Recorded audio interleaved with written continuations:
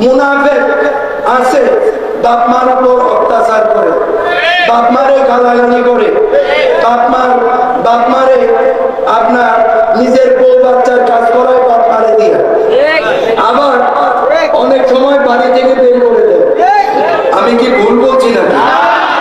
এরকম অনেক বেয়াদব বেনসিব বেঈমান আছে কি না? এগুলো বেনসিব বেঈমান বেয়াদব। বাপ মার উপর অত্যাচার চলবে না। বাপ মার উপর কোরআন শরীফে একটি পারা নাযিল করেছেন। কথা বুঝতে পেরেছে? তো যারা বাপ মার উপর অত্যাচার করে ফেলেছে, দূরে বসে শুনছেন, মাহফিলে বসে শুনছেন, এখানে স্বীকার করার কোনো প্রয়োজন নেই। আল্লাহ দেখেছেন না? করেছেন আল্লাহ দেখেছেন তো? দেখেছেন তো? যারা করেছে আল্লাহ দেখেছে না?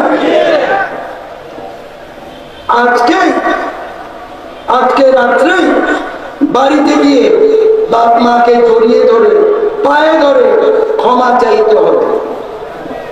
বাপ মা আমি বুঝি না, কোরআন সুন্নাহর বয়ানের শুনে আমি বুঝতে পেরেছি যে বাপ মার সেবা ইবাদত। ও বাপ মা, আমি তো ভুল করে ফেলেছি, অত্যাচার করে ফেলেছি। দেখবেন বাপ মার অন্তর অনেক বড়। নামাজ পড়ে আল্লাহর দরবারে দোয়া করবে যে আল্লাহ আমার সন্তান না বুঝে ভুল করেছে, তুমি তাকে ক্ষমা করে দাও। বাড়ি থেকে বের করে দিয়েছেন, কোথায় আছে বাপ মা? কালকেই খুঁজতে বের হয়ে যাবে।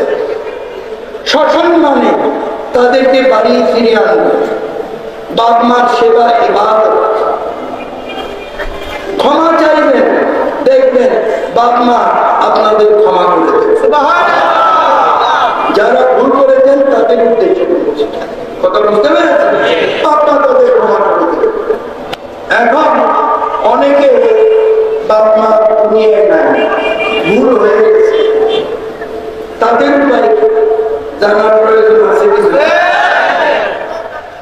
তারা কি করবে? তারা বাপ মার পৃথিবীর থেকে বিদায় নিয়েছেন না? যে দিন বিদায় নিয়েছেন বছর বললে সেই দিন আছেন, সেই দিনে যদি সামর্থ্য থাকে কিছু ফকির মিসকিন খাইয়ে দেবে।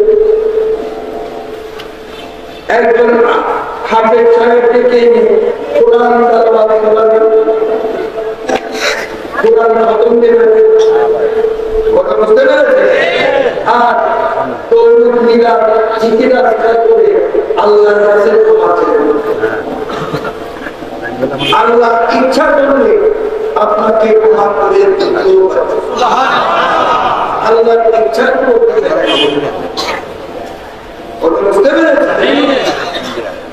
আবার অনেকে গরিব বাপ মা যে পৃথিবী থেকে বিদায় নিয়েছেন ওই সামর্থ্য নাই।